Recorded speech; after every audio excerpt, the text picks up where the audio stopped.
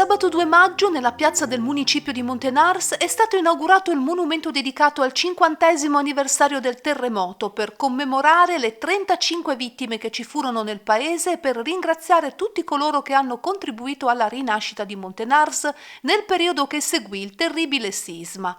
Oltre al sindaco Claudio Sandruvi erano presenti numerose autorità, tra cui l'onorevole Sandra Savino, il vescovo di Parma Enrico Solmi, il vice sindaco di Artegna Giovanni Mitri, il vice sindaco di Pagnacco Adriano Pugnale, il consigliere del comune di Gemona del Friuli Monica Ferragotto, i presidenti delle associazioni radioamatori italiani sezione di Udine e di Trieste, il comitato regionale ARI FVG, il coordinatore regionale del CER, Corpo Emergenza Radioamatori nel 1976, i coordinatori della protezione civile dei distretti del Gemonese e del Collinare e il coro ANA di Gemona del Friuli che ha accompagnato tutta la manifestazione con i loro canti.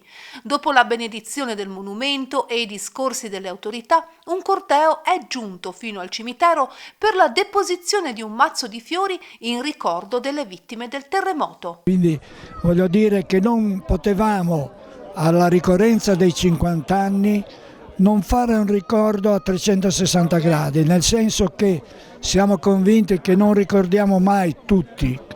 E quindi in queste parole che abbiamo scritto ci sono veramente tutti coloro che aiutandoci ci hanno fatto scrivere una bella pagina di vita di una comunità.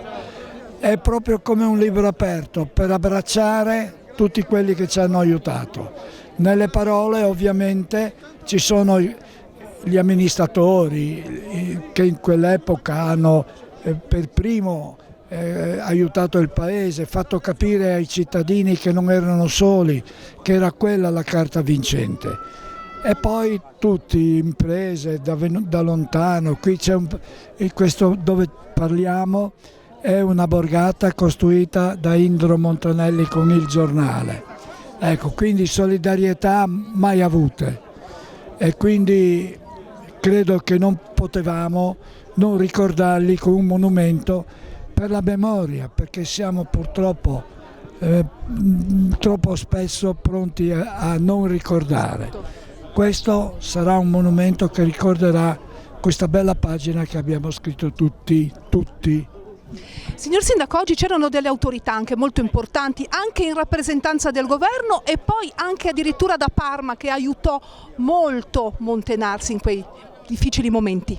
Noi abbiamo cercato, ma non tutti siamo riusciti a invitarli, e quindi sia il vescovo di Parma e sia la vice ministro Sandra Savino, che è già conosciuta a Montenars perché è stata in diverse altre cerimonie, è venuta e ha voluto portare veramente una parola a tutti coloro che sono venuti per avere questo grazie che noi lo vogliamo dire sempre anche con il monumento. Senta, un'ultima domanda che le faccio, anzi le chiedo un messaggio per le nuove generazioni, perché quello che noi vogliamo è che non venga dimenticato il sisma del 76 e soprattutto tutto ciò che abbiamo imparato da quell'esperienza.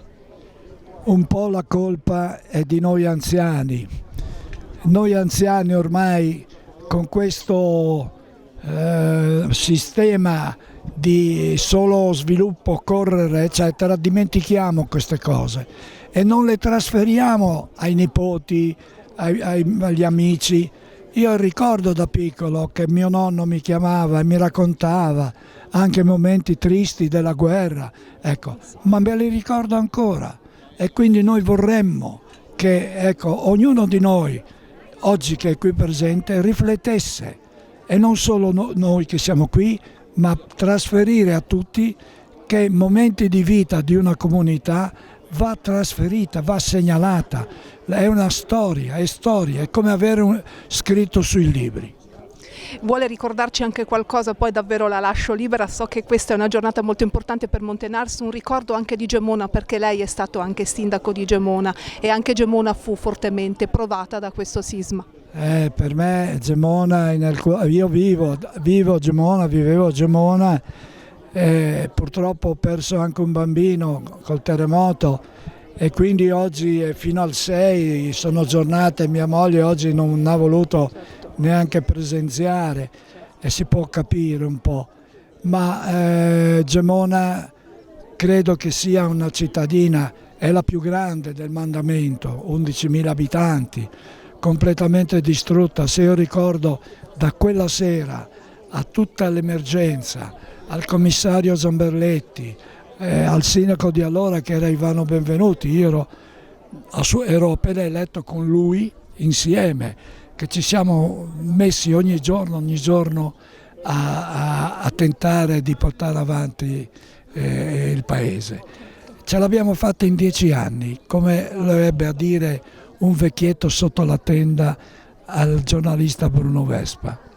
E quindi credo che, ma è quella la pagina, la bella pagina che abbiamo scritto, ma non il Friuli. Tutti quelli che sono stati ad aiutarci sono artefici di quella pagina. Siamo in compagnia del presidente dell'ODV Maidaur. Che cos'è? ODV Maidaur è un'associazione di volontariato di appartenenti e simpatizzanti al battaglione Gemona. Voi siete qui oggi a Montenars per quale motivo? Beh, questo gruppo che siamo qui è perché all'epoca, nel 76, eravamo in opera di soccorso qui a Montenars. Oggi siamo qui, manca qualcuno manca perché è andato avanti, come si dice negli alpini, ma siamo qui a ricordare quell'epoca, che avevamo 20 anni e adesso abbiamo qualcuno in più e siamo qua tutti assieme. 50 anni sono passati, però certi ricordi, vero, sono indelebili. Ci vuole ricordare che momenti furono quelli? Però era un momento anche impegnativo perché si prestava opera di soccorso in un paese che era distrutto, dove la gente non aveva praticamente niente, e se era il nostro intento ricostruire tutti assieme ad altri volontari, a ricostruire i basamenti per i prefabbricati e fare tutte le cose necessarie all'epoca. Montenars era veramente in una condizione disastrosa, vero? Sì, io sono arrivato il 9 agosto, qualcuno di questi sono arrivati anche prima di me, al mese di maggio, e qua era tutto a terra.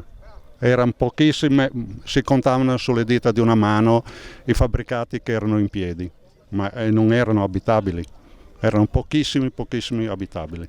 E la gente ovviamente era molto provata, bisognosa di ogni cosa. Beh certo, era provata sì, perché qualcuno aveva anche avuto morti in famiglia. Io ho trovato poi la ragazza che è diventata mia moglie, che con tutta la famiglia era rimasta sotto le macerie e distrutta tutta la casa, e perciò la gente era provata, non aveva diciamo altre affinità o non aveva divertimenti o qualcosa, era l'intento avere un tetto, avere un qualcosa da fare. Che cosa ci possono insegnare quei momenti ormai passati ma che ci portiamo dentro? Che cosa ci devono insegnare, che cosa ci dobbiamo portare con noi? Beh, dal mio punto di vista è un insegnamento che ha coinvolto tantissima gente con spirito di abnegazione, si sono prestati a fare i lavori più umili, tutti, indistintamente, e questo insegnamento può portare a che quello che si è seminato, se si vuole, si può ancora conservare e tramandare. Un senso di comunità che dobbiamo continuare anche alle nuove generazioni ad insegnare. Beh certo, sì, le nuove generazioni dovrebbero imparare e non da questi gesti che abbiamo fatto, perché all'epoca non si guardava, non c'era una disparità fra uno e l'altro. Può essere, era il mio sottotenente, qua era il sottotenente Reginato, lavorava assieme a tutti noi, eravamo tutti assieme, perciò non si guardava né l'orario né quello che si faceva e basta.